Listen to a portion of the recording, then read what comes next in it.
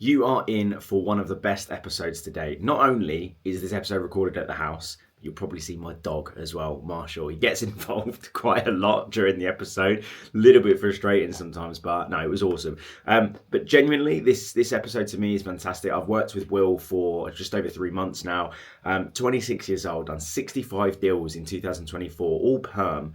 565k in a year whilst managing the entire business. That's almost unheard of. It's absolutely insane. So I was really excited to get into the hows, into the whys, and really get as much value for the listeners as possible. So if you're watching this and you are not subscribed, or you don't follow the podcast on Apple, Spotify, subscribe on YouTube, etc., then please, for the love of all God, do that, because I want to grow this podcast and I want as many people to see it as possible, because my whole goal is to elevate the recruitment industry, as I say, at least 1% every episode. So thanks again for the support. And the last thing I will say, I want you to just drop me a message on LinkedIn and let me know what your biggest takeaway has been from either this episode or any episodes that you've listened to. In the last few weeks or so, I've had so many messages on LinkedIn, and I've booked in so many more fantastic guests with the idea of booking in or creating a face-to-face event.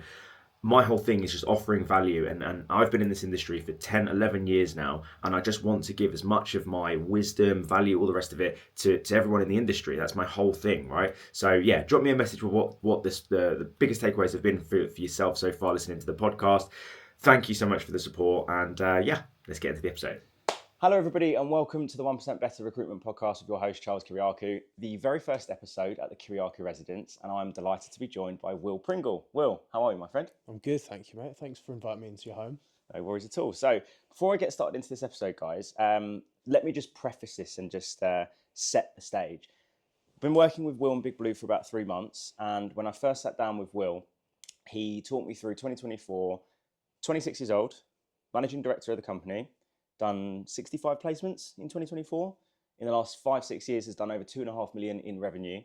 Manages the entire business, including how many employees in the business right now? We've got 17. Our founder lives in Mallorca. Yeah, all at the age of 26. So if you're even considering like, I've got other things to do, just stop and just listen, because you're going to learn an absolute shit ton, and so am I. So let's just get into it, mate. So tell us a little bit about how you got into recruitment in the first place, then. Sure. So I think it's almost like that typical, stereotypical, like fell into recruitment scenario. So my whole life, I've always been very like money driven. Come from a family that's always told me, you can do whatever you want to achieve. You're going to need money because you've got an expensive lifestyle. My mum would always be like, "Well, you're going to need staff. You're going to need a cleaner. You're going to need this, that, and that costs money. So you're going to have to learn to work hard." Initially, I wanted to be like a stockbroker. I think when I was growing up, it was probably different to it is now, and it was also quite glamorous. Whereas I think now the sort of world's changed with tech; it's changed a lot. So I always set my sights on that's what I was going to do. I was going to go to university, get a degree in sort of finance, accounting, and then work in the city. And the city, and the only reason I wanted to do it is the earning potential. Yeah. So going through life at school, I used to get told off a lot. Not expelled, but sent home occasionally. Parents in. I'm more than familiar with that. Yeah, you know what it's like. Don't pay attention in class unless it's business, economics, maths. I was good at. Weirdly, you're very good at philosophy. I don't know why. But I actually quite enjoyed that. I think it's because the teacher didn't actually let you think for yourself rather than sort of training you narrowly. And I used to, be that guy who would sell screen protectors or phone cases or whatever, laser pens and stuff in school. And then that sort of developed to buying and selling watches and what have you when I went to university. So I went to university, got my A-levels, went to university. About 5 weeks in, I realised it's not for me. What did you want to study at uni? I was studying business management with accounting and finance, so it's what I wanted to do. Yeah, fair. Wasn't for me. Couldn't see where the degree was actually going to get me. The sort of what do you call them? The like graduate programs. Yeah. The ones they were looking at and talking to you about were like Audi management and working for these sort of corporate company. Great jobs, don't get me wrong, but the idea of managing a chain of Audis or whatever is just wasn't for me. And I was like, no one's mentioned to me working in the city, what have you. And it was almost like that the university didn't have that sort of ambition and alumni to even sort of look up to. So I called my dad and I was like, "Can you pick me up? I need to get out of here." And he was like, "What are you going to do?" I was like, "I'm going to work. I'm just going to work. I'm going to find something." And he's like, "Okay, but Mum's not going to let you home if you don't have a job." So I was like, "Okay, fine." So I came home, worked in a pub, probably 70 hours a week. They opened a nightclub, so I'd work at the pub in the day and then drive to the nightclub, run the nightclub, and then I'd play Sunday league football in the morning. Not good at football, just to clarify. It was very much that's what we did on a Sunday. Otherwise, I'd just have worked the whole weekend. Yeah, makes sense. There's something to do. Yeah. And then on the side, my dad's got a jewellery business. Okay. And I spent quite a lot of time, if I wasn't on shift, working with him, buying, selling stuff. And I was like, okay, cool. You see the people that come in and they've got loads of different professions and not all in the city. So I was like, okay, great. Maybe I can sort of expand on my opportunities. Applied for loads of jobs, loads. And I kept applying for recruitment jobs and I got nowhere. Now I've found out that I was going to like rec companies. Right, okay. So I thought I had an interview. So I've gone up to London and I've sat down and I'm with this rec and he's asking me all these questions. And I was like, I thought I came across really well. And I got a call. He said, "Oh, we're not going to be able to represent you." Oh, why? He said, "We just don't think you're right for our clients and you haven't got the sort of skill set we're looking for." Okay, wow. And I was like, fuck, okay. So there are a group of guys that used to come in the pub in Hartford. And I was like, they always seem to, every Thursday they come in there and they have a good time, nice guys. You chat to them a bit, but not too much. I asked one of the regulars, do you know these guys? He goes, "That's one of my best friends." So he introduced me to the CEO, a guy called Steve Laws at Laws Group in Hartford. I sat down and the interview was probably about 10 minutes. He was like, "Why do you want to do recruitment?" I was like, "I want to earn money." "What are you interested in?" "Cars and watches." His response was, "Do you have any?" And I was like, I had a nice watch, but I didn't have a nice car. And I was like, "I will do." And he's like, "Great, I love that. Yeah. When do you want to start?" We've been dog greeted is by here. the dog live on the podcast, ladies and gentlemen. Marshall, really? The timing? All right, he will settle down. Carry on. And and they were like, "When do you want to start?" I was like, I can start on Monday." So I joined straight in. And to be honest, it was a great decision to join them. It was a big pay cut. It was a minimum wage. But they put me through What year was training. This is 2017. Yeah. So I did that for 18 months. 18 months of that, they used Mike Walmsley's training, Yeah, okay. which is really good. Mike Walmsley, was that... He's the like, $1 billion recruiter or whatever they call it. was that like on the DVDs and stuff like that? Yeah. Yeah, Click through, fill out the notes, and then you got passed off to the next step. Was he quite... It was a Northern bloke. Yeah. And he always wore his suit and tie. That's Yeah, because when I'd done nursing recruitment, we didn't have training. And then like one day the MD was like, "Right, I've bought these DVDs." We went into the little closet and just watched these DVDs. Like, right, okay. That's it. Yeah. So with the Mark Walmsley training, and that was actually really good. Yeah. I learned a lot from it. And that business was sort of exactly what you think of as a recruitment company. You've got a variety of ages. There's 15 people in there. They actually own their own office. They're shrewd businessmen. You've got the deal bell in the corner. Nice. Under the deal bell is the deal fridge. You have to drink a beer after you've done a deal. Oh, I've been there, yeah. Proper. Nice. It was great. And, I started as a resourcer and we're doing insurance recruitment. Yeah. That's a big market. And that's like a lot of calls. That's, 100 dials a day is easy to hit. Yeah. Now, if I did 100 dials, I'd piss a load of people off. But 100 dials a day was like the standard. So smashing through that. Built up a sort of name for myself in the business doing resourcing. Half and half between London and Hartford. And then from there, they set up a Birmingham office, and I went up to Birmingham one day, London for 2, Hartford for 2. So I just tried to get as much experience as possible, resourcing all these different roles.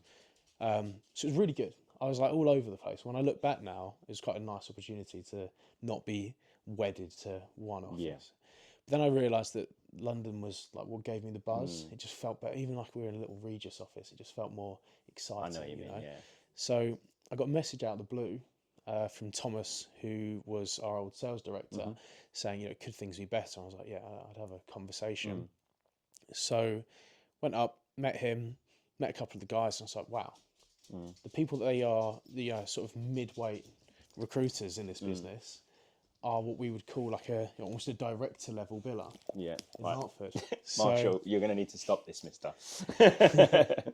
Sorry, carry on. It's a nice dog, mate. So yeah, I was like, I've got to do it. Yeah. Got the offer. I was sat in Cafe Nero in Hartford. I had my resignation in my hand on the phone to my mum. Got, Mum, am I doing this or not? And she just said to me, she was like, "You're 19 years old. If you go for it, and it fails, you'll go back to working in the pub or back to working where you are because they like you. They offer you a job again, basically. That's the worst case. If it takes off, then you'll look back and you never look back and you'll be like, this is the best thing I've ever done." So I did it. I took it. We were in the West End, so it was about 25 quid a day travel plus parking. I think I was getting deeper and deeper into my overdraft. I think I was about £3 grand. I know that very well. It was very much like on the precipice. And then 8 days in, I did my first placement. 8 days in. 8 days in. Wow. Is this at BigBlue? Was it? This is at BigBlue. Yeah. And then from there, it just like snowballed. Yeah. As a business, we won quite a big account, which was at the time WeWork's internal fit out contractor. Oh wow. Okay. And I just went, right, I'm just going to fill everything. Yeah. So I just dedicated my life to filling those. Did you start mainly just delivering on other people's roles when you first joined? I was quite BigBlue? fortunate. So I came in and there was some form of a desk to work. The business was relatively established. So just to be clear, it's not a cold market. Yeah. But this business had just been basically taken on. We were one of 4 suppliers on the PSL. And they were like, this is what we need. No one's really heard of us. Go. And that sort of gave me a bit of a head start, I think, because I could call people, anyone, and go, have you heard of this business? And they'd either say, no, what the hell is that? And then you'd give them a whole spiel. And then if it wasn't for them, I could then be like, okay, what do you want to do? And I could spec them out. And that's how I found most of my other clients. Or, yeah, I've heard of them. I'd be really interested. Can you set it up? And it was, that got me going. That was like the sort of kickstart. And I think most people get a kickstart. They get, they find one client that suddenly is incredible for them for a quarter, and that gets them the momentum and speaking to the candidates. And I think you need that. It's about whether it's one client or one candidate that just gives you that like sort of get up and go to go and get more. Yeah. So that was that for me. And then we were at 19 staff at the time. I didn't know this, but lots of people were underperforming. It wasn't, they weren't billing 200 grand a year like people said. They'd done 120 grand a month. Right, okay. So I very quickly became one of 5 people that actually was doing 20 grand a Consistently. month. Yeah. Yeah. And that sort of came out in the wash when we had an Iceland, like we'd had a trip to Iceland if we did a 65 grand quarter. Yeah. And 3 of us hit it. Oh, I was like, okay. Out of like 19 people. Yeah. Yeah. And anyway, so we very quickly scaled down. We lost some people for various reasons, both culturally and weren't on target. Then that was sort of, I think, the start of the phase where people just started to go and do recruitment for themselves at home. Yeah. So none of these people have set up businesses with any staff. Just like one-man bands. One-man bands, flexible, travel the world, do whatever. Fine, not for me. Yeah. So we sort of shrunk down to 5. Then COVID hit. So people think we shrunk in COVID. So that's actually that's a touch then for you guys, because I know a lot, like my last business, looking back actually, like it kind of was a bit of a red flag. One of the founders, I think his dad was like in the banking space or whatever, like both the founders were like mega rich. And he said, during COVID, I spoke to my dad and he was just like, sack everyone. And I was like, sorry, what? And he was like, just get rid of everyone and just have only like 5 of you. So even like people that were billing well and people that they really liked, they were just like, sorry, you just got to go. And I was like, Jesus, I get it from a business perspective, like from a heart perspective. I was like, bro, that's horrific. I mean, my company that I worked at prior to my L&D job, he kept us all on, and obviously government paid 80% of the salary and he paid the 20%. Yeah, up to like 30. Which was great, but I think that's like big heart, but like kind of like low IQ type things. The people that stayed, we topped the salary up to their basic. By the way, can I just say, what other podcast will you ever have when you got a puppy? He's calmed down now. He's proper calmed down. He's calmed down. This is 10/10 content. If people are just listening to this, if you can't, my dog is just running house. I purposely closed the door. I was just like, I don't need any more distractions. But then, yeah, he's calmed down now. But He's yeah, doing all right. yeah. So that was a touch then for you guys, really. It was, and that was hard. Yeah, We did, I don't know, I billed about 55 grand. which is In that for COVID, mate. That's decent because like I said to you yesterday, I think I did 40k, and that was like one deal was like 25 grand, and then it was a handful of deals later part of 2020. But I met my second proper hire, like recruiter, Drew, who works for Device now, and we were talking about like, you know, during COVID, and he was the one that kind of made me realise that I was a shit manager but a brilliant leader. And then as soon as I started to find my feet with management, and then he was just fucking performing so well, winning retainers left, right and centre. Oski was like placing all these jobs. Boom, we go into COVID. We had 19 jobs between three of us on our team. About 16, 17 of them were retained, and then all gone besides one, which was the one that I placed that was like the 25k one, the Eastern European Sales Director. It's a fucking, yeah, it was a brutal time to be in recruitment. Like you were saying yesterday, like trying to call people, was like, have you got any jobs? They're like, fuck off. Yeah, it was tough, savage. and you've got a lot of people that were obviously being let go or uncertain, and they're in the same sort of boat. The good thing was, for us, is when it was quiet, we were down to a 2 or 3 day week. So when we were doing, because it was like part furlough or whatever. So when we were part furloughed, I just went mountain biking. Nice. So I got really into mountain biking, out and about, you know, like small groups of friends or whatever. Mountain biking blew up in COVID. Yeah. Those bike parks were packed. And that's where I realised that what people really need when they think of they need all these like expensive things actually is like being outdoors and some people, like some friends, you know, people to be around. 100%. And yeah, I think that kept me going. Like mountain biking was everything in lockdown. So got rid of my like sports car, bought a 4x4, Nice. bikes in the back, like just properly stripped back. Yeah. It's like a bit like hillbilly life. Yeah. So during COVID, how long had you been at BigBlue at that point? 2.5 years. 2.5 years. And how long? Because obviously you said you'd done your first deal 8 days in, mainly delivering on people's jobs initially. How soon did it take you to reach the heights? Not right, Marshall, stop. Come on. How long did it take you to reach those heights? Because actually, let me go back a sec. So for the first 2 years, tell me a little bit about your billings wise, and then because I know that your sort of billings just went boom like that. Yeah. So I finished the first March to December. That was March to December was about 160k. Yeah. Then my first full 12 months, 360 was 180. Then I did 289. Then 55. Yeah.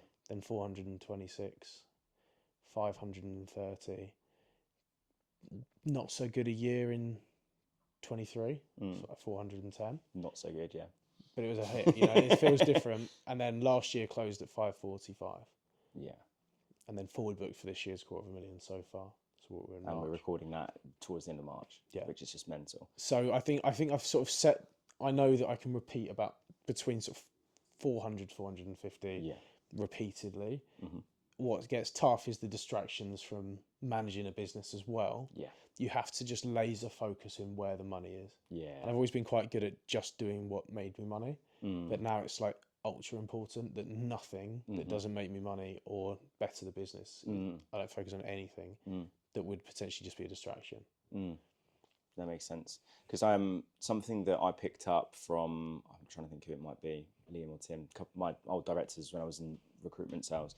And I was always like, this is pre-medicated child, so super like distractible. I would distract people, be distracted myself, couldn't stick to a day plan, just the scattiest geezer in the world. Yeah. But the minute you get me in front of someone, there was not a single soul that was better at pitching retained and building a relationship with a human.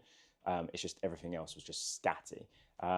And I never forget, like I was sat there and we had like, you know, like in your desks, you've got like the paper sort of day plan. We kind of had that, but it was like you could use like a board marker and then you can rub it off after. Right. And we all had to like do our day plan. And I remember just sat there scratching my head like, what do I focus on? What do I focus on? And then Liam, my sales director, came along and it was just like, where's the money? And I was like, well, this company here, they've got interview slots next week and it's a fairly easy one, but this one here is a much bigger fee. Do you have interview slots for that one? I do. What they're looking for. Broke down the job. It's like needle in a haystack type job. Right, so if you work that job, you could find three candidates today. You'll get interviews for tomorrow and you'll do a placement. What are you doing? And I was like, fuck. And it's just sometimes I think when you're like quite new to recruitment, you're new to the bit, like you're not commercially astute yet. You find other things to do. Obviously, I'm big on like social media branding and stuff. I'd be in the little corner doing videos and stuff, and my boss would be like, "Mate, that's all well and good. You're great at the long term, but where the fuck is your deal going to come from next week?" Like laser focus on the money. Yeah. And that was always what I found quite difficult, because whenever my boss would sit there and say, to be really successful, you need to be laser focused. That's like telling a paraplegic to be really successful, you need to run fast. Well, I don't have any fucking legs, mate. Do you know what I mean? So I'm like sat there like, you're telling me to focus. Yeah, you're right. Bro, it's so hard to focus. And that actually, that's a good point you made. What I learned from the This time fucking of dog, by the way. No personal space, man. Carry on. What I learned from the sort of my first couple of years was that I made more money when I found a good candidate for a job that I thought they were good for, actually finding them a better business to work for than the business I was working with. Yeah. So come COVID, I actually had, this is what hurts, I had 180 grand of offers on the table during COVID, believe it or not, all at one time, like written down, live. Those people, and they are now, most of them now clients, set up their own businesses or took an opportunity with their mate who had a business that had been going, we've got 3 staff. And they were like, whilst we're small and you've got nothing to do, you're unemployed or you're on furlough, why don't you take this opportunity to build something? And these people took that opportunity. So I lost, it was like 12 senior director level placements with tier 1 fit out companies, all offers on the table in writing, ready to go, immediate starts. So I could have had my record month in COVID and it all just went. But I think speaking to those people and having those sort of that engagement and getting them those offers, that's probably partly what's helped me grow from there. Is those relationships now. My candidates are my clients now. Yeah, most of my best clients, apart from a couple, are people that I used to work with, and they go, "He was really good when he worked with me, so I'll use him." Yeah, I'm not the beggy BD recruiter. I like acting like almost like an agent. So I don't work jobs. Right. Okay. So if someone says I need this, it goes on my black pad, basically, and I'll go right. Okay, they need this. That means if I speak to someone really good, that's something I can talk to them about. Okay. I don't go right. They need this. Let me call through the same 300-400 people and see if they want to do that job, because to me, you've got to get someone that answers, is interested in having a conversation with you, then is interested in that business, then that business has to be interested in them. There's too many chains. Yeah. When I've got someone who I've spoken to that I think is really good, that's open to an opportunity for the right thing, and I've got a whole market open to me where I can pick up the phone and book a meeting if there are a grade candidate, the client knows when I call them they're going to be good. When I do a shortlist, you can guarantee the sort of quality of that shortlist isn't as good as what you would call like an NPC. You might have one A player on there, but the rest are people that can do the job. Ah, that's interesting. Yeah. Whereas I call up and go, I've got one person. They'll say we're at second stage. You're like, great, meet this person, and often they're the one that gets the job over the 4 people they've met through shortlisting. Yeah. Because you're getting someone that's off the market, I like or that. Exclusive to me. Yeah. So you're kind of doing the reverse, where if you work retained predominantly, which is what I done. Quite difficult if you lead with a candidate, they're going to be like, well, am I going to pay you up front? Do you know what I mean? So we used to, and largely with sales recruitment, it's quite similar to recruitment, I guess, is largely their recruitment process was so flawed. Yeah. So my pitch was like, talk to me about your interview process. How many people have you interviewed? And I remember the first time I actually sold a retainer, they'd interviewed like 24 candidates, and the sales director had to come from Milan, and she'd always fly business class, and like she'd come to they'd book out a hotel meeting room for the entire day. People wouldn't turn up, so they were hemorrhaging money. And because it's a sales role, if they don't have someone on territory, they're hemorrhaging money there as well. So all corners they're losing money. So for my whole perspective was, let's take the brief on. You're going to pay us a quarter of the fee up front, and then you're going to pay 30% of the fee. And we're going to find you the right candidate. We had like a platform, candidates would upload, we'd interview them, so all that jazz, right? But I talk to a lot of consultants like in your business and in tech recruitment, life sciences and stuff about taking the candidate to market. I wasn't really a massive proponent of e-shotting. And I think, there's some great tools and automation to do that. But I just think so many people, I mean, you were saying this yesterday, right? How many emails you get every single day they all look the same nowadays. Yeah. And that's what we spoke about yesterday, that there's an e-shot and there's just a spam lump of shit email. Yeah. Two different things. Mm. For me, an e-shot is right. I've just met this candidate. They're brilliant. No one has them. They are happy with these clients, but they've also given me free rein to speak to the market. Mm-hmm. I'm going to call the people that I think are going to be most interested. Yeah. And if I get no response from those people, I'm going to call people that maybe pay me less than the others I don't have a good relationship with, or potentially they're so good, this is opportunity to do BD and get them with a client I've never worked with. Yeah. So like one of my clients that I opened not up, necessarily use the candidate, but I was saying this to someone in your business yesterday, that it's like a master key or a skeleton key. It's a key to open the door to have a conversation. If you don't have the product, especially in your market, why does the client want to speak to you? You're just another recruiter. But if you've got an exclusive shit hot candidate or someone that can just do the job, as you said, opens the door. So in 2024, I found a candidate in January, got them an interview in Feb, filled the job with someone else because that person didn't get the job, and that company spent £250,000 with us by Christmas. That's insane. And we were blacklisted. You were blacklisted? Before. What do you mean blacklisted? For headhunting out of them. Oh, really? So I reopened an account that we weren't even allowed to, worked for HR, got the interview, built the relationship, and literally went bang, bang, bang, bang, bang, bang, bang. The whole senior leadership team built it up. Damn. So a good candidate is the key. Yeah. And now, candidates want work from home. Candidates want flexibility. Candidates want this. Work is being businesses are expected to be the place where someone has community, has health, has well-being, has training, has safety, have all of these things, rather than you would have a sports club that is your community and work is where you earn money. It's now expected to be everything.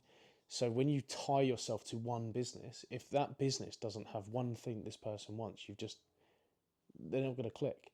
Whereas you go, oh, you want that? Well, this business does that. You want that? This business does that. It's like tenant-led agencies when they go and find you a house or find you an office. They go to the whole market, unbiased, and get you what you need. Now, some clients might get let down by that, but then that makes them go, what did I need to do to get that person? Well, you didn't offer any work from home. I don't expect 2 days, but one day would have been nice. Or let's pick up their kid once on a Thursday, for example. So it's like an education process for your clients as well. Go, well, we could do that. So a bit late now, but next time we'll talk about it. Yeah. With the next, and then it helps them adapt. And some businesses change. Why can't we find anyone? You're paying 80 grand. I think 80 grand is a lot of money. Put 3 people that are really good that they miss out on potentially because they're on 100 grand, FOMO, and place them at their competitor because they've not offered enough money. Suddenly, we'll do 110. We'll pay, and then you've got a client that's paying the competitive rates, good name, good branding, great. Then you've got a client you can really work with. Yeah. And I do have a handful of clients where I will work a job. That's because I know that everything is exclusive. Yeah. We've got a really good relationship. One of the clients, we've put 30 odd people into over the last 4 years. Damn. So that's a nice account to have. But it is, for me, it's like your candidate's your product. They're the people that choose to not answer the phone to you, not take the job, not turn up, move, leave, what have you. They're the people that you're actually getting paid for. You're not getting paid for the client. The client is paying you for supplying them a good product. If there was one item in the world that you wanted and it was X amount of money, you'd buy it from no matter who had listed it. Yeah. If the last PlayStation's in stock and it's in Smith's and you don't like Smith's, you're going to buy it from Smith's. Yeah. You're not going to go, oh no, I only shop in Tesco's. Yeah, makes sense. So let's just say then you've got a business that is like a target client. You've heard really, really good things. You've not really necessarily spoke to anyone in that business yet, but you've been trying. You've qualified this absolute powerhouse of a candidate, and then you call up the hiring manager and they finally answer the phone. What does that call look like? Like, what does your intro look like? What types of questions are you asking? How are you getting that person in front of the client? So if I have not spoken to someone before, I try and do it in like the calmest way possible. So it's not a pushy sell. It's very much a like. Is that your phone, by the way? Yeah, it might be. That's fine. This is great podcasting. It's fun. I'll just do not disturb it. Yeah, no worries. Yeah, it is on do not disturb. He's just ringing me lots. The double dial. So I'll like cross-reference. Well, if I'm going to a client with a candidate, it's because I believe that person can do something. Yeah. So in our market, it's quite incestuous. So The first connection is, does that person know someone in the business that would give them a good reference? Okay. Because then you can pick up the phone and go, hi, John, I'm currently representing X. He's asked me to introduce you to, him to you, you to him, what have you. He spent 5 years at X, Y, and Z business with bang. They work really well together. I understand they're one of your highest performers in the business. This could be a good in. They'll go, I actually heard really good things. Or quite quickly, by the way, sometimes, no, heard about him, not for us. Because everyone thinks everyone's a friend, but actually it's not always the case. But then if it's no, fine. Great. You've got the no. And I always believe in, like, you can get 5-10 no's a day, you're doing something right. If you're not getting any no's, then that was my are you biggest asking the right questions? that was my biggest mistake, is like I would sit there, get off a call, and I was explaining this to one of your recruiters yesterday about, that's not closed, that's closed. I used to finish most calls like this, and then my director would sit down like, what's the pipeline? I was like, oh yeah, I've got sent terms out to this business here, this business there. And he'd always sit there and say, like, what could go wrong? Oh, no, they love me, I've got great relationships. Like, yeah, but realistically, what could go wrong? And I would never ever ask that question, and it made me lose out on loads of business. But that's a typical recruiter's mentality, where you're so overly optimistic and ambitious. You're like it's going to work out. We're going to build with these guys. They're going to be fantastic. And then the company comes back and says, yeah, we don't have budget, or, oh, we've done it internally. It's just not closing things off. No, exactly. And when you're representing a candidate into a business and they say, yeah, I'm interested, then you've got an opportunity to get every bit of information, or not interested, because then you can go, why? What are you looking for? What doesn't this person have, or what does this person? If I get an interview, I'll go, what does this person have? Why do you want to meet him now? Because are you just meeting them for a coffee, or is there a reason? Is someone leaving? And sometimes when they're like, oh, okay, you're there buying, they'll give you more information than you would have got if you didn't have a candidate. So, oh, actually, X, Y, and Z's just put his notice in, so we need a replacement. Quickly bring it up. He's a quantity surveyor by trade. Are you looking for someone that's more commercially minded? Yes, I am. Or no, I'm not. Yeah, and you sort of get as much info as you can out of why they're meeting that person, for a couple of reasons. One, you can brief the candidate you're actually booking in properly, rather than just let them go in blind. But two, you can build a shortlist up, because then you're battling culture. Well, that person could be brilliant on paper and not the right fit. You might have in your back pocket someone that you didn't think was maybe right, but from what they've said is a really good fit. Now you've got the opportunity to put two people in. So in that scenario, as an operations director role, the guy didn't get the job because they didn't actually really want an operations director. They wanted two people. So I put a construction focused person and a commercial focused person. They took both. So it went from 30 grand fee to 227k fees in the same month. So everything you're saying, it's very commercially minded, very commercially astute. You understand your market. For new starters joining your business, joining other recruitment businesses with no recruitment experience, you and I both got into it 19, 20 years old, right? Yes, like my family, kind of, there was business and stuff. I had a bit of an understanding of how business works and stuff, but you know what it's like when you're young. You don't really think as how you and I think now. Yeah. I guess it's like a bit of a two-part question. When did that commercial mind start to really come into fruition? And just firstly, when did that sort of come to fruition? Probably about 6 months into the job. I've always been quite good at connecting people. So when I used to sell watches, we'd go and buy a watch, for example, we'd go to Birmingham and buy a watch, and on the drive back, you'd sell it. Really? So on the drive, you just call people that might have mentioned they'd be interested. Yeah. I've got friends that would be interested, for example, in X, Y, and Z, and I'd call them and go, I've got this. I've paid this. If you give me £500 on top, you can have it.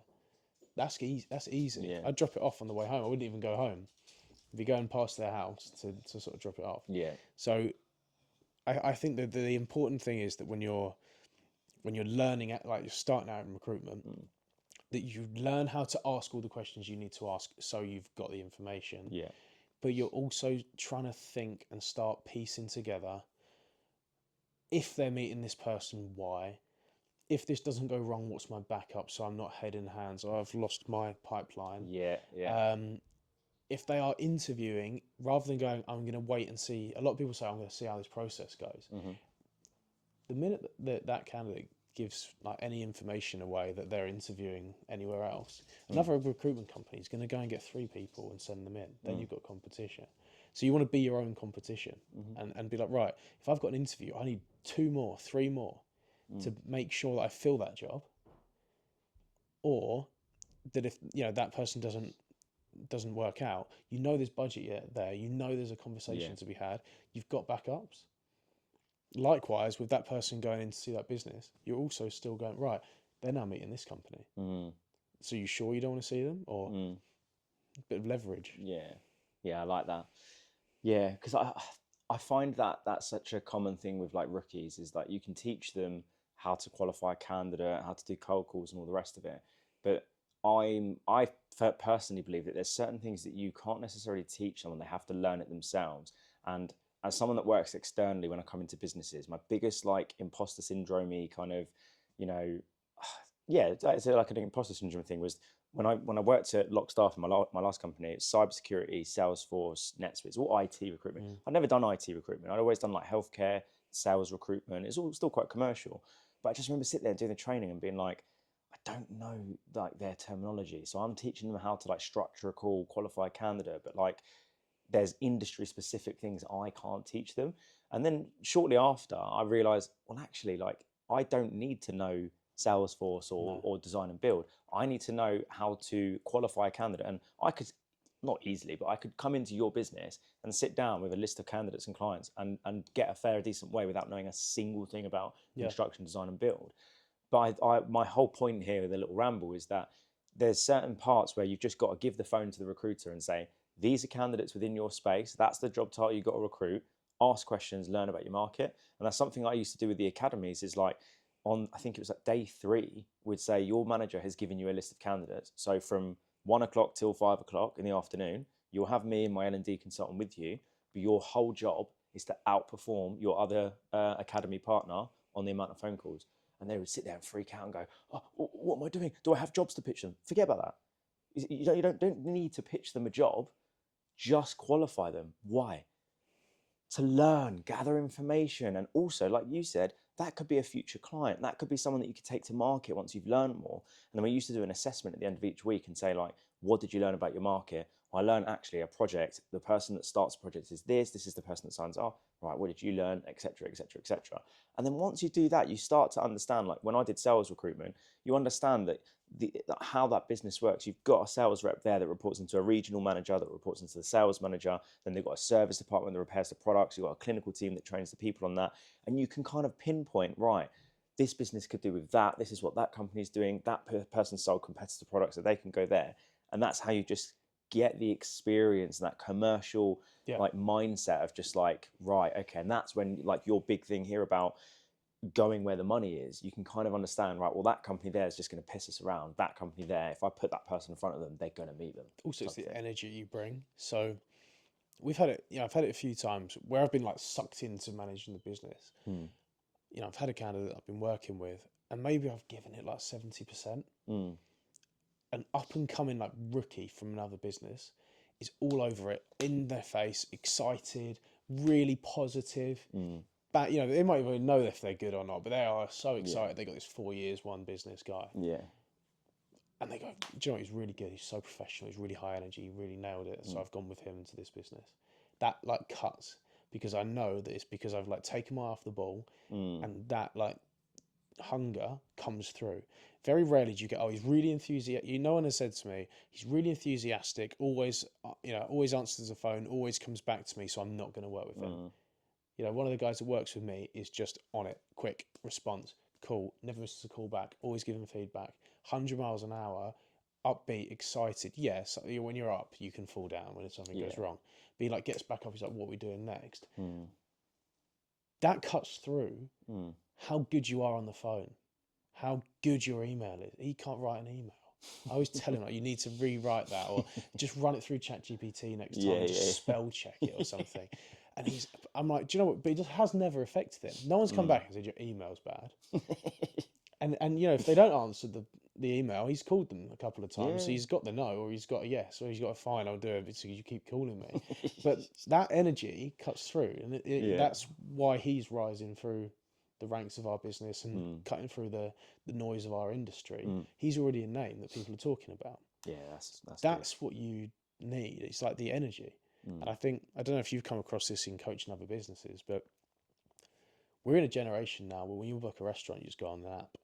When you want to book and order food, you don't even call the takeaway anymore. People are terrified of the phone. You know, I'll say to something in back office, can you do this? And they'll go, I've sent them an email. I'll go, call them. They'll go, I've sent them an email. It's like, call them. We're trying to, you know, it's an urgent fix. Ring, call the plumber, don't text him. Call the, like, call LinkedIn, call Lusher, whatever. And it's like, I've sent an email. It's like, you need to, like, people need to use the phone, but they don't. I know. You can even book a GP appointment on an app. I You know. don't even have to call the doctor at 8 o'clock anymore. It's you've- no fun. You know, You've just nailed used to it. be 8 o'clock, bang on the phone. Yeah. I'm ill. But it's not anymore.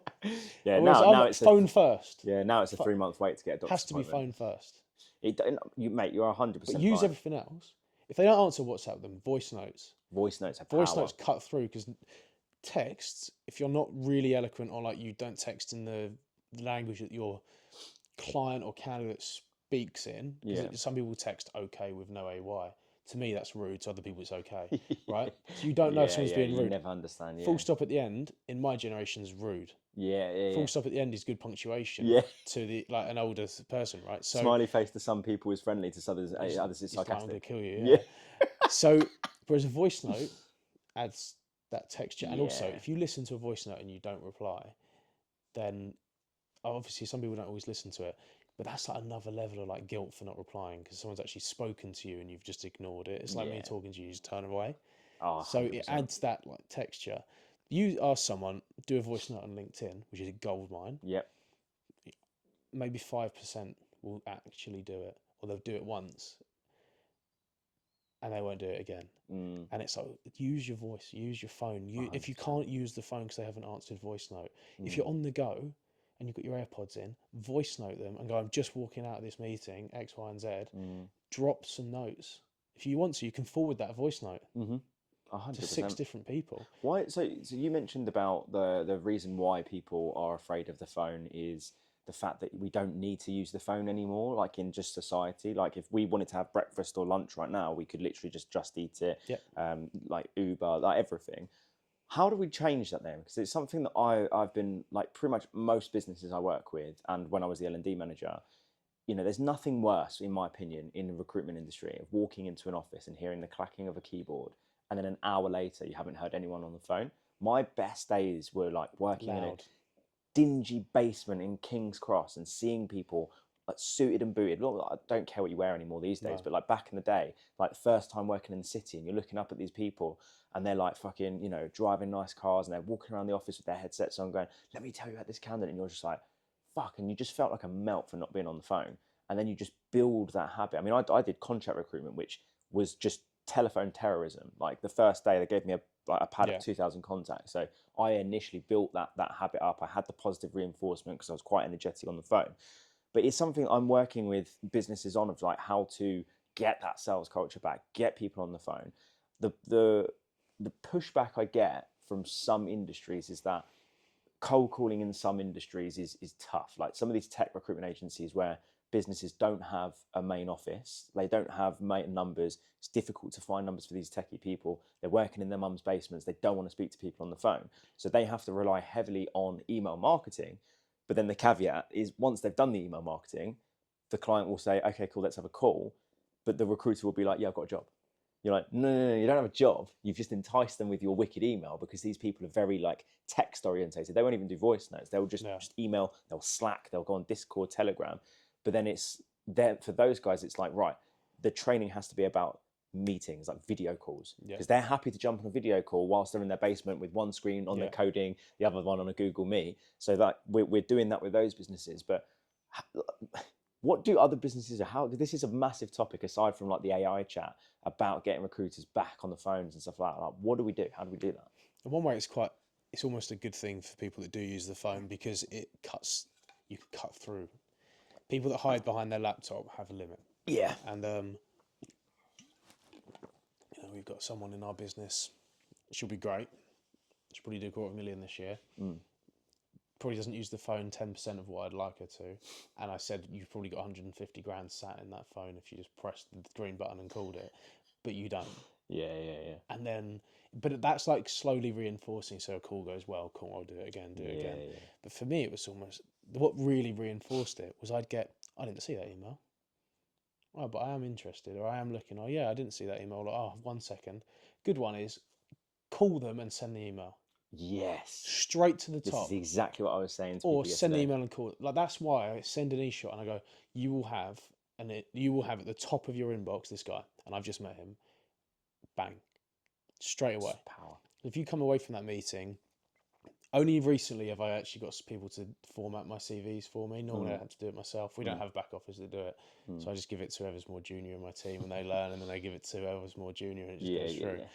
But I'll send the thing, can you format this for me ASAP? And on the walk back, be calling like my best clients.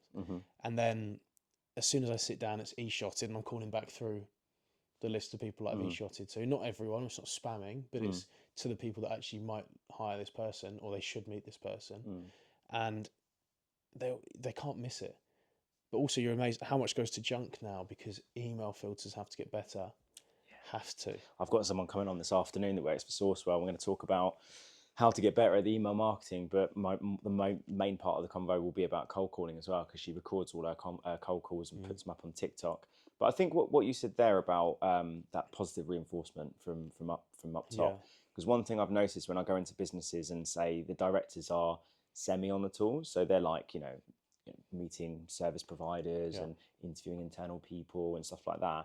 So they're not necessarily on the phone so much. And I think being on the phone, being off the phone is more infectious sometimes because people, I don't understand this mindset personally. I can empathize with it. Like people that feel afraid to be the only one on the phone.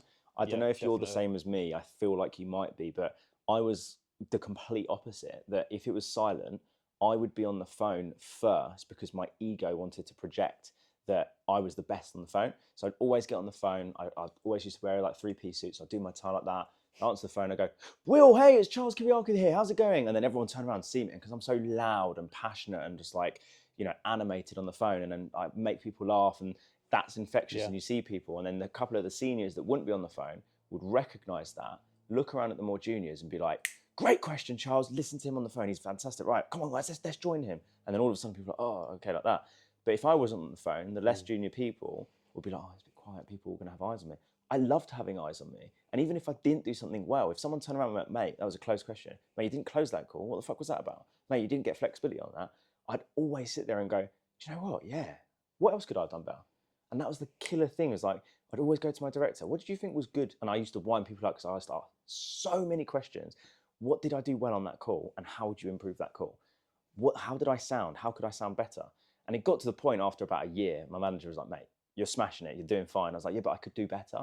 He's like, yeah, I know, but just keep doing what you're doing. Just constantly asking, what could I do better? What could I do better? But mate, I see it a lot with recruiters at the minute that they don't ask that question. They're kind of like, oh, I know what I'm doing. No, you don't. It's fine that you don't. Like, we were both juniors when we first started out. It's fine. But just put your ego aside for a second. Like, the two sides of the ego. Put your ego aside when you're trying to learn, but then you put the ego hat back on when you pick up the phone to prove everyone that you're actually great. Yeah, exactly. I still cock up tons of calls. Tons. But if I didn't make them, I'd be cocking up all the key ones. Yes. So it's like going through those is good. And yeah, you'll always have tough calls. And one thing I thought very naively was that when I got director title, people would be nicer to me on the phone. It doesn't change a thing. It doesn't change a thing. Actually, you've got an advantage when you're a junior, because if you're really like inquisitive and you want to get better and you want to learn and you actually want to make a difference, and you've been sort of sold the dream of, you can change lives and make a real big difference, and an impact, which you definitely can do in this job, and that comes across, you can book a meeting going, you're clearly a very successful person in this market. Can I get you a coffee or breakfast and just pick your brains? People and then want they'll to go, tell do you know what? I need a educate you. site manager or I need a QS. Could you help me with that? And they'll go, yeah, could you tell me a bit more? Talk me to like an idiot. Like really be naive. That was what was quite interesting when we went out to Dubai the other week, meeting some potential clients. Like it's not something that we're 100% just going to go and set up. But I was like, how does the market work? Yeah. Asking people a question because you genuinely don't know the answer they're quite interested in telling. Like they want to tell you. People want to talk about what they do. They're not generally quite proud of their career and their job and their industry. There's a little art of it as well with like, and I was explaining this to some of your team, that you don't have to like completely stroke their ego to the point where you've just like they've got God complex. But if you just like stroke the shoulder of someone, be like, mate, like you've been in design and build for 10 years working with these really impressive businesses. I feel like I could learn so much from an expert like you. Tell me a little bit about how that works, or what does this mean? I used to do that. I used to go to exhibitions, trade shows all the time. And I used to have this like weirdly funny way of like speaking to people, because if you just go out and say I'm a recruiter, they'll be like, oh, I'm busy. Even though there's no fucking customers there, they have to speak to you anyway. I used to walk over, kind of look at their products, and then they'll come like, oh, can I help you, sir? And you go, yeah, no problem at all. I'm Charles, by the way. I love your tie. Where's that from? Because we used to wear suits and ties, and I was obsessed. I've got like 7 upstairs. And then we'd have a little bit of a conversation, because I used to like watches as well. I'd be like, oh, is that a tag? Blah, blah, blah. When did you get it? Where did you buy it from? I've got a Cartier. You know, I like the Swiss watches, blah, blah, blah. Look, can you just educate me on your products? Because I work with these businesses here. Their advantages, features, advantages, benefits to these. Like, but yeah, your products are amazing. Tell me about that. Then they would educate you on the products. Then you've built rapport. You're making each other laugh. You've complimented each other. They're educating you because they're so passionate about their product. Then they turn around, look at your badge, and they go, sorry, Charles, what is it you do? And it's like, I'm a medical technology consultant. They're like, what does that mean? It's like, sorry, talent consultant. They're like, recruiter. Yeah, I guess you could call it a recruiter, but more so, you know, on a consultative level. They're like, right, okay. And then I just point around to the exhibition and be like, that person over there placed their entire UK team. We built their European team, blah, blah, blah. So you're demonstrating credibility and value and saying like, look, if you don't believe me, you don't have to take my word for it. A lot of recruiters bullshit, but like literally go and speak to her. I built her entire team. If you don't believe me, they're like, oh, fair enough. And sometimes, because I was a cheeky chappy, right? I used to go and get like national sales manager. It was this company called Labyrinth. I was like, Annabelle, can you do me a favour? Geezer at MediPlus don't believe me. She was like, oh, say no more. She'd literally walk over and be like, why aren't you working with Charles? And he'd be like, whoa, whoa, whoa. She was like, he's literally built my entire team. Do you see all those women on the stand? He literally placed every single one of them. He's the best recruiter. You need to work with him. And I'm sat there like, go on, Annabelle. Yeah, referrals are key, aren't they? It's just that like, not many recruiters, and look, I'm not saying I'm unique. There's plenty of other people that do it, and there's way better recruiters out there. But it's like, I say this to recruiters all the time, that because we're talking about being on the phone and stuff, right? How do you differentiate yourself on email? You kind of can, but it's largely with the candidate. But let's face it, your market's so saturated, right? Like they're also going to be representing, and also like you said earlier, sometimes it isn't the best candidate in the world. It's the candidate that can do the job. Do you know what I'm trying to say? So if you want to differentiate yourself, like and I know it sounds like we're fucking boomers like saying this, right? But you just pick up the phone and just say like, I've literally just sent you an email with this candidate. You already differentiated yourself. You are, and we send like a starter gift to everyone that starts. So people are like, oh, who's that? Why? Who sent you that on your first day? So that's quite a nice touch. Christmas, obviously, we like to take people out. And we spend a lot of time. We actually like insist that people meet their candidates, meet their clients. That's a big difference. A lot of our companies that we work with aren't in. Our competitors aren't based in London, so they can't get out as quick. Or they only work 3 days a week in the office, whereas we're in 5 days. So we're like, right, straight, bang, bang, bang. And like speed, money likes speed. I always think like, you know, when you're starting out, people try and get too perfect with their technique. Do it quickly, like fail fast, go again, fail fast, go again, learn, get a win, move. Don't grab your win, don't grab your loss. Like just wins are wins, losses are losses. That's part of life. Keep going, keep going, keep going. You would just have to outwork people. Initially, actually, do you know what? I still think now, when I miss out on things, it's because I've slowed it down or I've been distracted. It's not the skill set, it's the speed, it's the missing a follow-up. Saying you'll call someone at 1 and not because you got caught up in a meeting that you didn't need to be in. That stuff sticks with people regardless if you work with them a month or 7 years. You've absolutely nailed it on the head. I was thinking about this last night actually about doing a LinkedIn post next week about when I was in recruitment. My director would always say to me, and my clients would always say, they've never seen a recruiter like me before. Like not the process, like just the people side of the recruitment aspect, influencing people, building rapport, getting a customer that says we've got a PSL on 12.5%, and then they've signed terms at 30, and they're just sat there scratching their head like, how the fuck, what? Like that aspect of recruitment I was amazing at, but I never got past 200k, and I know exactly why, because my level of focus was absolutely shocking. I was more interested in having fun, working with people I liked than just chasing the money, right? Which I don't even regret it. Like it's No, kind of it's why not I do what necessarily a bad thing. it's not necessarily a bad thing. It's kind of why I do what I do now. But the speed aspect, because my level of focus was pretty shit, and I didn't have, like my colleague Akbar, I was like that little Duracell bunny rabbit, tapping him on the shoulder, going, Akbar, Akbar, Akbar, Akbar, Akbar, what are we doing for lunch? And then he would be sat there just like typing away, and then he would go, like he was in a trance, and he'd be like, "Sorry, mate, I was just doing a search. I've just found really 3 good candidates. Go, I'll meet you at Nando's." And wouldn't even look at me, and I'm just sat there like, "All right." And I would obviously go to Nando's. I'd order the food. He'd come. We've got 10 minutes left of our lunch break. I'm like, "Fucking hell!" So he'd eat his food and come back, and he'd just be straight back at his desk. And I'm just like, "What the fuck?" And then at the end of the year, he's outbilled me by 150k, and I was the second top biller. And I'm scratching my head like, I barely hear this geezer on the phone. He made the same amount, if not more, calls than me, but in silence. He was not. He was one of those like top performers that you look at him and you wouldn't think that he's the top biller. He was so humble and so quiet, but so consultative. But it's very like you. His market, he just knew it inside out. He knew where the money was. And I never forget my first ever placement was a guy called Matt Goff, a company called Hologic. Got the job on 20% terms, done the whole split the difference. Let's meet in the middle. Client was like, sound. I said, I've got this job with Hologic. And he was like, yeah, Matt Goff, give him a call. Sorry? When he hadn't even looked at the brief yet, bear in mind. He knew what company Hologic was. He was like, Matt Goff worked for Boston Scientific. He'd sold urology products and gynae products. He'll get that job. Called Matt Goff. Oh, Akbar's recommended I speak to you. He's like, oh yeah, Akbar's a good boy. Blah, blah, blah. I got the job. Rather than overthinking it and being like procrastinating and going, oh, what do I do? Which is what I was doing. When you first pull your first job, it was I got 2 weeks exclusivity, highest fees I've ever agreed. I'm sat there really, really excited. By the time I've got excited, put my notes on the system, created a Boolean search, he's already gone, call that guy. And I was like, oh, okay, I'm going to build the system. He went, forget that, call him first. Gave him a call first. The candidate was like, yeah, amazing, because it was a great company in fairness.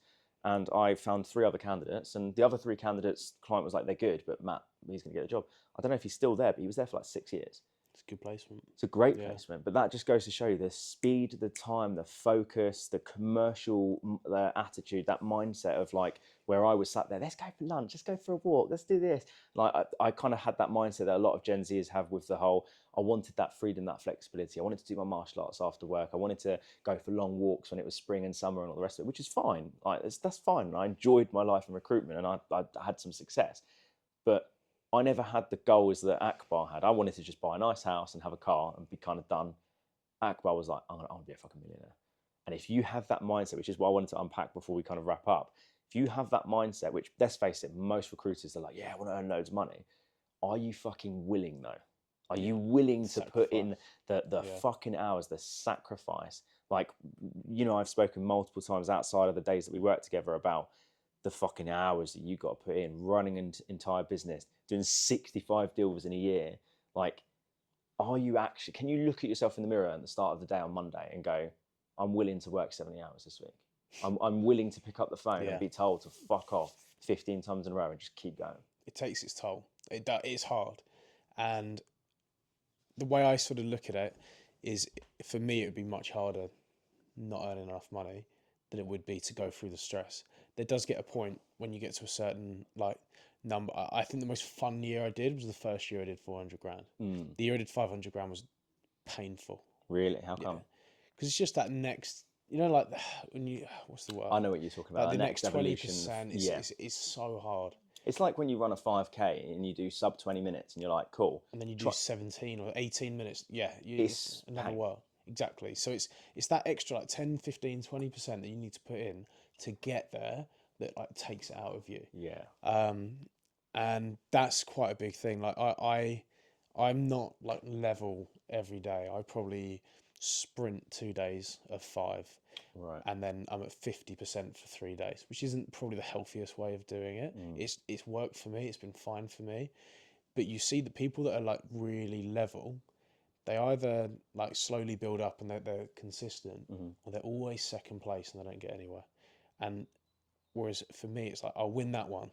I might lose that one, but I'll win those 2. And it's like sprints like that I seem to work in. The sprints work for me. Yeah. I'd like it to be more level, because from like a headspace point of view, it'd be nice to not almost always have a headache and what have you. But for me, it's like, I'm young, I can burn the candle at both ends, I can sacrifice now. That's a really good point. I wouldn't want to be doing this at 40. No, Not that they've 40's old, always... but 40 if you've got kids and responsibilities outside of work and all of this stuff, and you're going through the amount of like stress and pressure you put yourself on to do what I do at the moment. Me again, real quickly, as I mentioned at the start of the video, if you got this far in the podcast and you're not subscribed on YouTube, you don't follow it on Apple or Spotify, then what the hell do you think you're doing? Please do that so you don't miss out on any of the episodes. I've also got a monthly newsletter so you don't miss out on any episode. Sometimes you'll look through the monthly newsletter and go, oh, I didn't see that episode, that could be quite good. And you see the kind of topics and some of the quotes from what that person has said. I'd love for you to message me on LinkedIn as well and let me know what guests you think would be valid to come on, if you think you'd be a good guest to come on, what your biggest takeaways were, so we can keep growing the show and offering as much value to the recruitment industry as possible. And finally, as I mentioned before, my goal was to take on 10 recruiters in Q2. I've got about 3 or 4 more spots left for talented recruiters that are really, really passionate and dynamic and really want to go from good to great. So if you're a recruitment founder and you've got some recruiters in your team and you're struggling with time to coach, train and develop them, put them in touch with me. If you're a recruiter that wants to fund it yourself, I'm your guy. Reach out to me. I've got 3 or 4 more spots left. One-to-one coaching, 60 to 90 minute session once per month, weekly accountability calls. You have 24 access to my WhatsApp. I've been building a library of L&D resources since before I got into L&D as well, but also since I've been in L&D. So you'll have an access to a library of materials that have helped recruiters do 50, 60, 70k months, smash their quarterly target, get promoted to manager, principal, all that kind of good stuff. As I've said so many times, I'm so passionate about delivering as much value as possible, because when I got into recruitment, there was basically nothing, right? Now there's so much, and I want to give as much of that to you guys essentially for free. And all I want from you guys is just to like, comment, subscribe on all those platforms, reach out to me on LinkedIn. That's enough from me. Let's get straight back to Will. It just wouldn't work. You have to get a balance. You'd have to come off the tools, or you'd have to just work and go, I'm just going to do 200 grand a year to, I don't know, pay a salary or whatever, and then I'm going to earn my money from running the business. That's like fine, that works. But for me at the moment, it's like, this is an opportunity, and this is what I sort of stress to juniors and up and comers in our business. Give me a job where you can earn banking money in your 20s. And actually, do you know what, we're going through a time where people are now, they're getting less precious about talking about money again, whereas there was that talk about money is rude.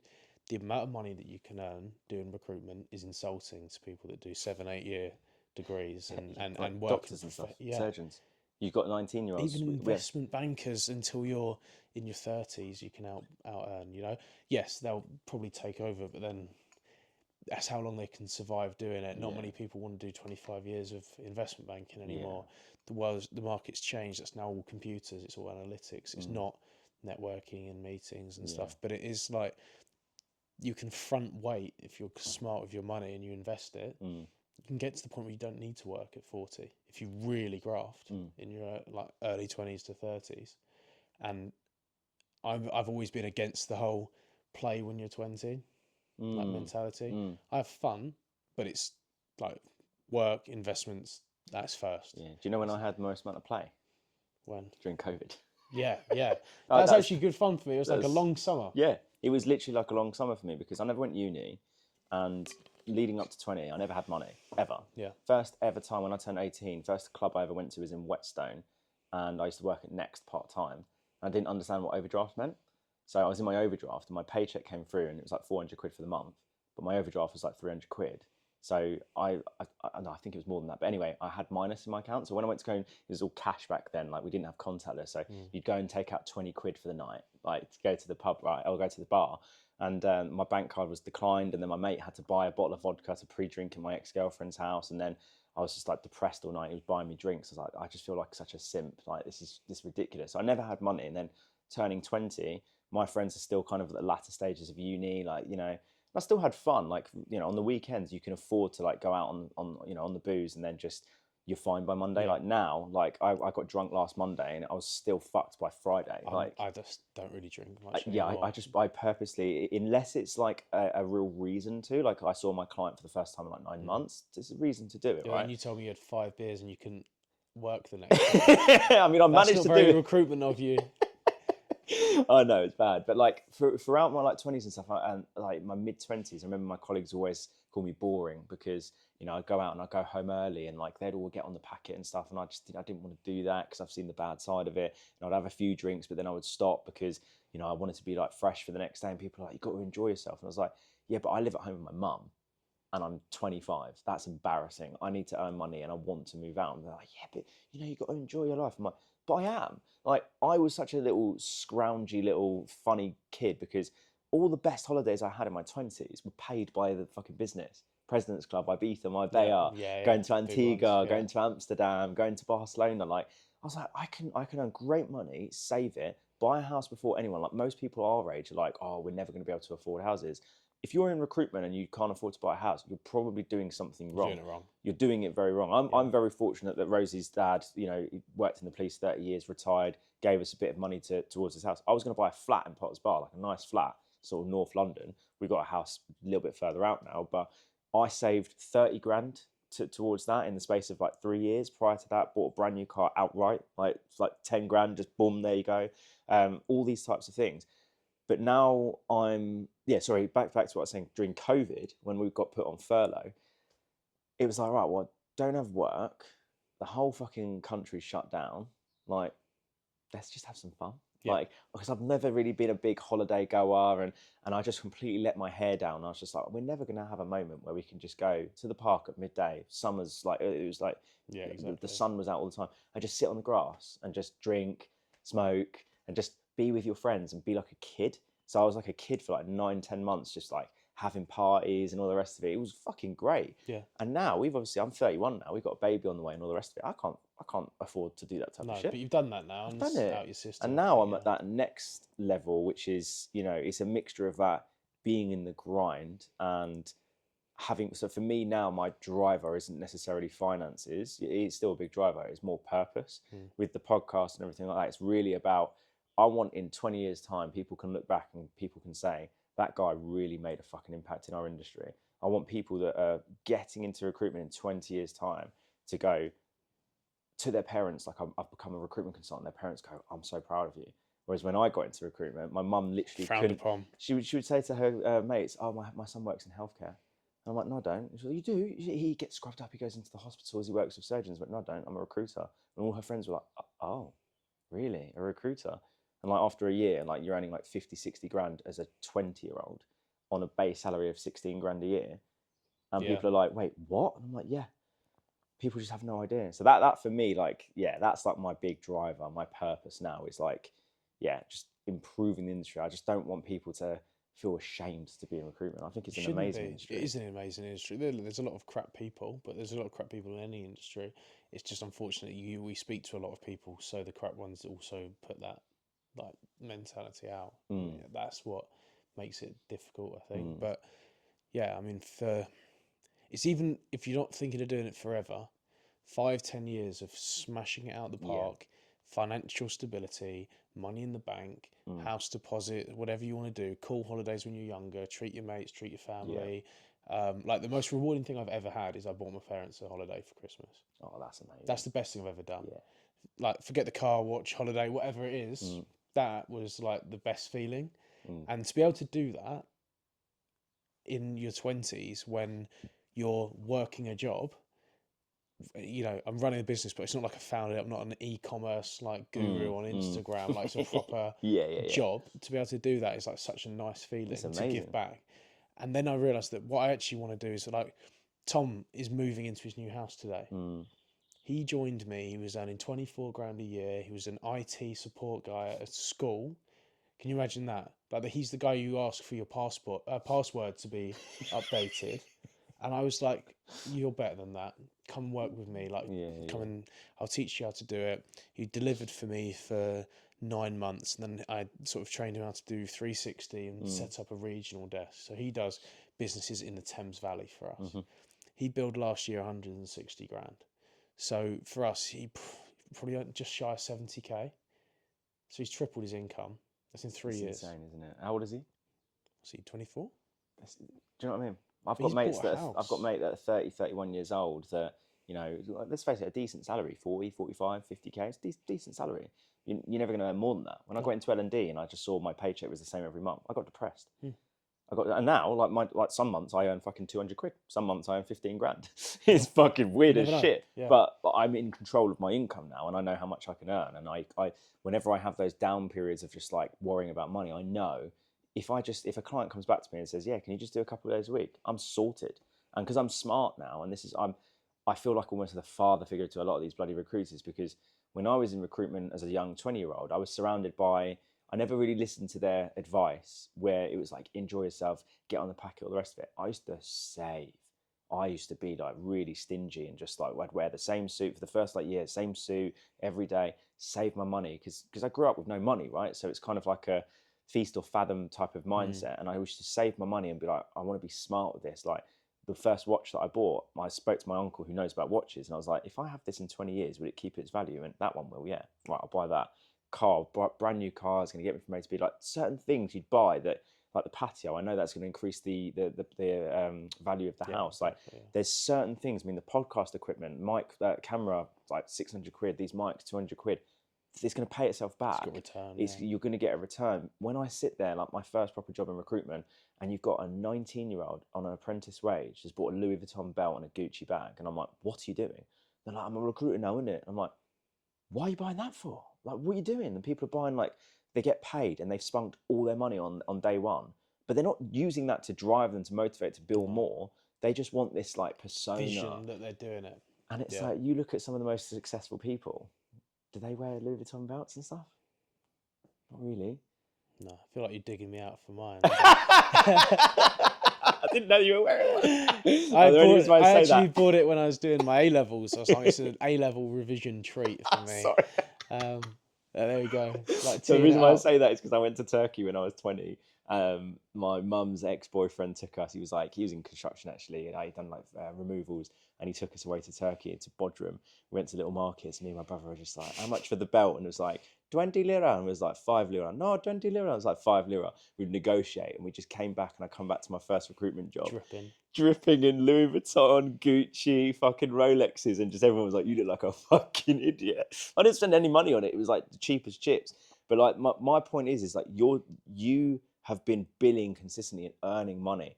So if someone's walking around the office and you look at the leaderboard and they're on 565 grand and they're wearing a Louis Vuitton belt, fine. My point is, when I'm looking at young recruiters that are 20 years old, that are financing Porsches, that have got A-class Mercedes-Benz AMG, and they can't afford to go to fucking Tesco's to buy, and they live at home, then I'm looking at them and going, bro, because I was lucky. My mum was very, very strict with us with like saving money and stuff. And like, you don't want to look like that guy that's driving a fucking, Porsche, but then you're just parking it in your mum's house. Yeah. You look like a melt. So for me, it was just like, my first car was a piece of shit for a first car. So I was like, right, I just got to get a house or get a flat first, and then you can do that. Do you know what I'm trying to say? Yeah, I know what you're saying. I think if you're smart with it and you've got your savings and you've got your investments, and I'm big on that, and I've got, I always sort my pension out, got stocks, shares, crypto, property.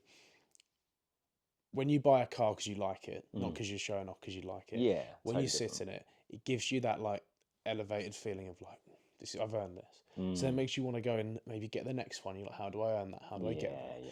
When you fly business for the first time. Now, when you fly business for the first time, one, you get 8 to 12 or however long it is hours of, it's quiet. It's you choose what's going in. You can read, you can think, you can meditate, whatever you want to do. It's actually like quite an interesting scenario, because very rarely, even if you're sat in the house, are you in your own like world where no one's actually going to speak to you because it's just you on your own. You've got 8-9 hours or whatever of being on your own. You think and you start to come up with ideas, and it's almost the most relaxing part of the holiday. But also, you then like, maybe even the return leg, you've got economy, you look at economy, you go, fuck. And then you're trying to find yourself of how you get back there. But you're in an industry, and these people in recruitment are in an industry. If you want to fly a business and it's $3,000 each way, and every year you go on holiday to somewhere nice, there's no reason why you can't afford to fly a business if you work hard. It might not be the most like sensible financial decision, but if you really want to do it, you can earn it. Yeah. And when you go to earn an extra 5-10 grand in a year, you'll probably hit 25. Yeah. Because the work you put in, you'll outwork what you need to, and then you'll get a bit of luck, and suddenly you have a mega quarter. You do 200 grand quarter, and you'll be like, fuck, now I can treat myself. Yeah. When that money lands, you won't want to spend it.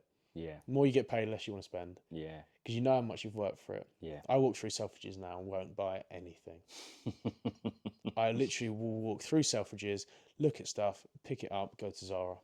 Really? Won't buy it. Whereas I've been through that. Yeah.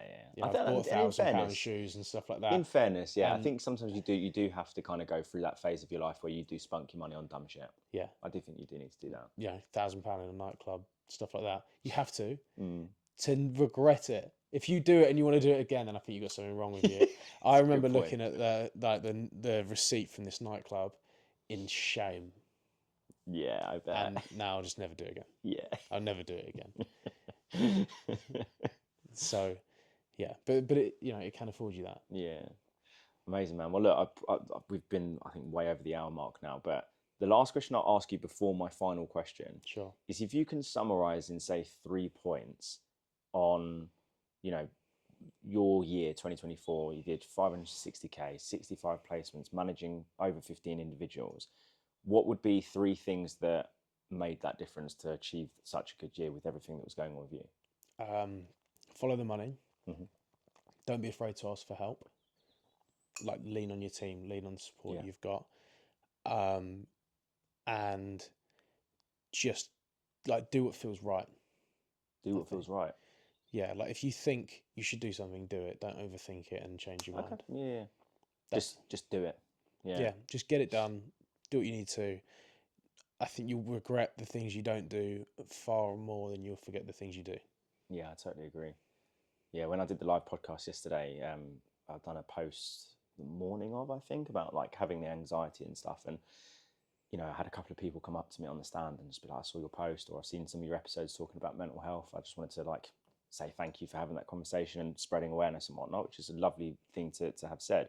But where I've trained myself, I'm aware of the signs of the anxiety, but I always just do the thing I'm going to do anyway. Yeah. So regardless of how I'm feeling, whether I feel really excited or I feel fucking dreadful and I'm literally, you know, shitting myself figuratively and literally, I'm still going to go and do the podcast. I'm still going to go and make that call. I think that I see that a lot in recruiters, and I try and remind people that, look, the worst thing that's going to happen is the client will hang up and say no.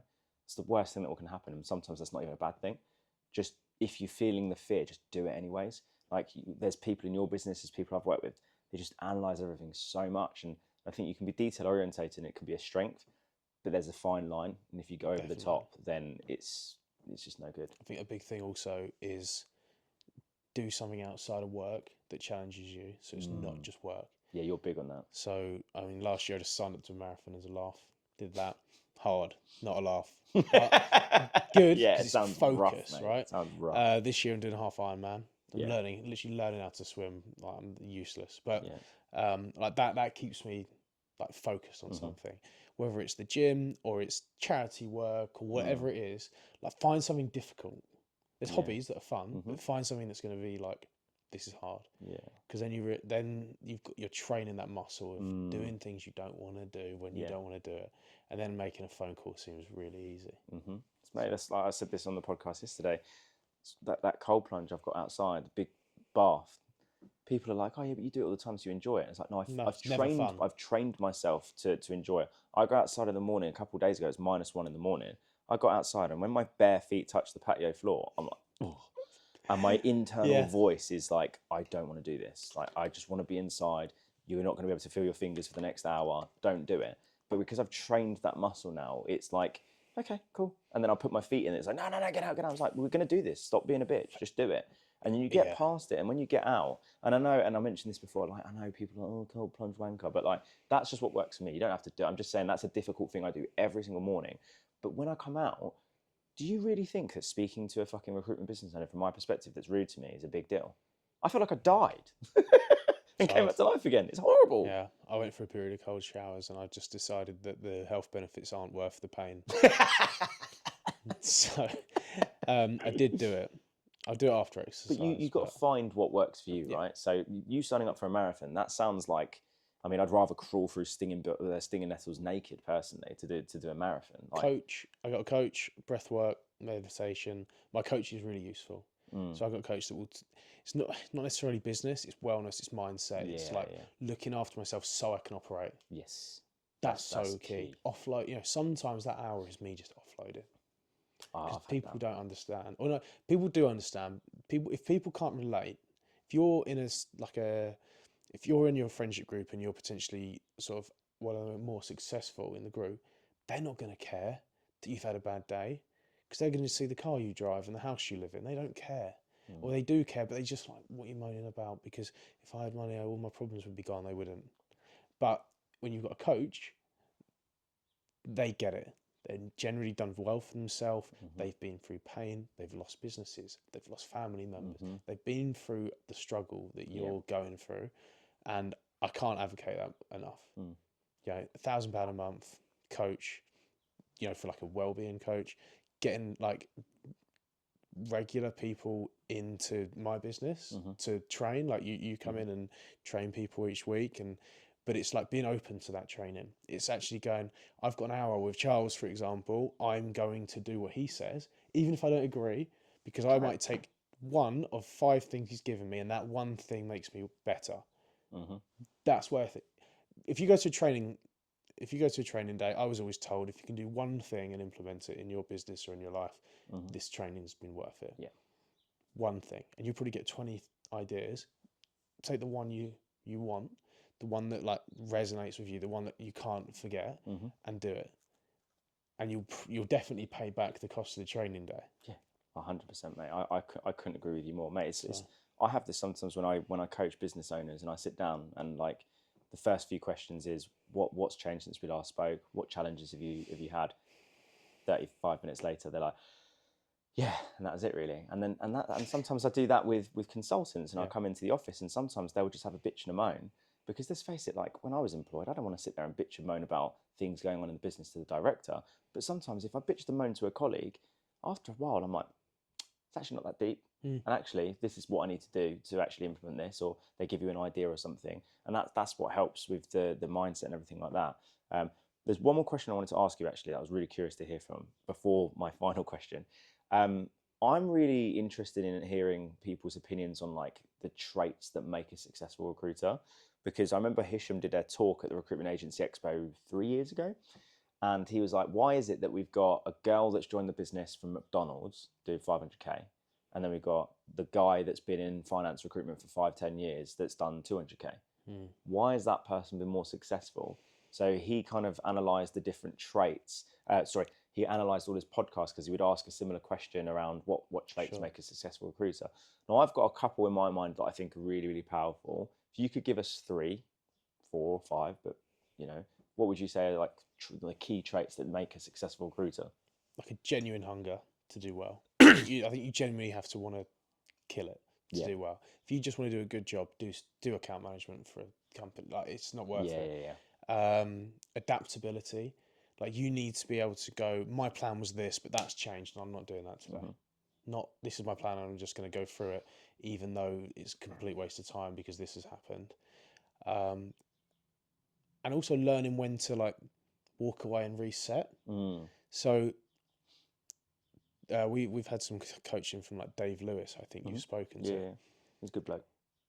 If something goes really badly wrong and you can't get it out of your head and it's 2 o'clock in the afternoon, go home, come back in the next day.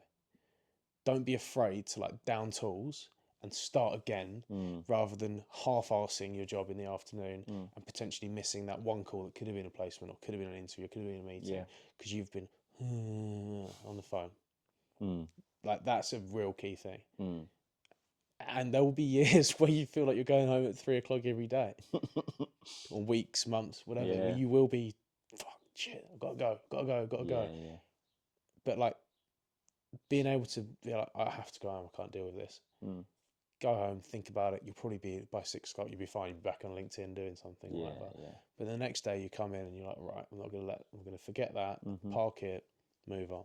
That's a really interesting one, actually, because I've never worked in recruitment businesses where if you're going through something, they're quite cool with you just like going home and recuperating and stuff. We'll send people home, Yeah, not send them home, but be like, but, you should. But you just and I think you're totally right. I mean, I'm really guilty of that, where I just try and power through. Like I've had injuries, like, you know, I've done Thai boxing for years. I'd always have bruised bones and fucking sprained this and that, and I'd always just go back to training the next day and just burn my body out, burn my mind out. And my wife is the complete polar opposite to me in respects to, she's all about like relaxing and like unwinding, and I'm the opposite. I'm always fucking on the go. And now whenever I can't remember when it was the other day, the day after I come back from Exeter, I was supposed to be in your office, but we booked to do the next day. And I open my laptop, and you know when you just look and it's just a blur, and you're just like, I'm just not fucking with it. So I literally just got up onto my whiteboard and I was like, what's the most urgent, important tasks I need to do before I just fucking stop? And it was like, right, you need to go back to them, send a proposal to this company, book this person for the podcast, wrote that down, done those tasks, close my laptop, put FIFA on and just play FIFA, which old me would have been like, you fucking dosser, you should be working, you've not got many clients, you need to do this, blah, blah, blah. But I was like, do you know what? I'm not in the fucking headspace. I feel like I am like on the brink of just like collapse.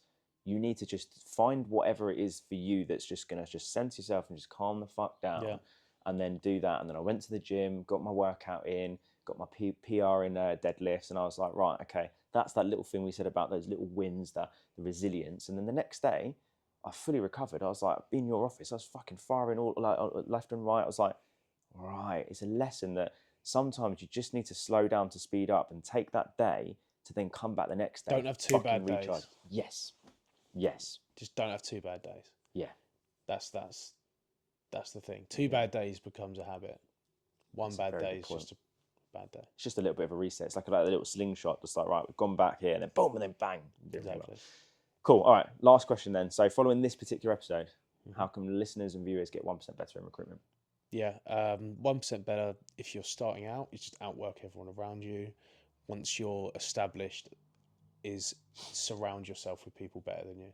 Nice. Make an effort to be around the best people, whether that means moving closer to the top billers in your business, or externally going and meeting people, you know, from other businesses. I actually starting to meet more and more recruiters just outside of work, just to talk to them and see how they get on, and you know, or pay and get a mentor, get a coach. Doesn't necessarily need to be a recruitment coach, but someone that can like elevate you. And as one of my coaches says, sort of like, look at your map and expand. I like that. That's quite a nice little end to the episode. I think we've gone for like nearly an hour and a half. Like we could probably sit here and talk for another hour and a half, to be fair. But no, that was amazing, man. Thank you so much. If people want to reach out to you, you're always looking at like speaking to recruiters and stuff like that. What's the best way for people to reach out to you? Just reach out to me on LinkedIn. Yeah. Okay. Cool. I'll put your profile in the bio. Amazing. Well, first episode in the Kiriakou house. It's been special. I really, really enjoyed it. People, if you made it this far, like, subscribe, do all that kind of good stuff. And yeah, till next time. Thank you, mate. Thank you. Thank you very much. Cheers. Appreciate it. Thank you so much for watching this video. If you enjoyed this, as I've said, drop us a comment on YouTube, Spotify, Apple, message me on LinkedIn, let me know your thoughts. If you're watching this on YouTube, there should be a playlist here, should be a subscribe button, should be the latest video. Go and check out any other videos that you've missed out. That's enough from me. I'm absolutely loving doing this podcast, guys. And let me know what you think about the podcast I'm doing at the house. I'm feeling super comfortable doing it in the house, as long as the dog's not jumping all over the microphone every time. But really, really excited doing them face to face. I feel like just doing it face to face is so much better. As much as I love doing them on Zoom and doing the remote ones, obviously it works for a lot of people that struggle with travel and stuff like that. But yeah, let me know what your thoughts are, the face to face ones that we're doing. I'd love to do some more in podcast studios and things like that. So yeah, reach out to me, let me know your thoughts. Really keen to hear from people. And yeah, until next time, guys.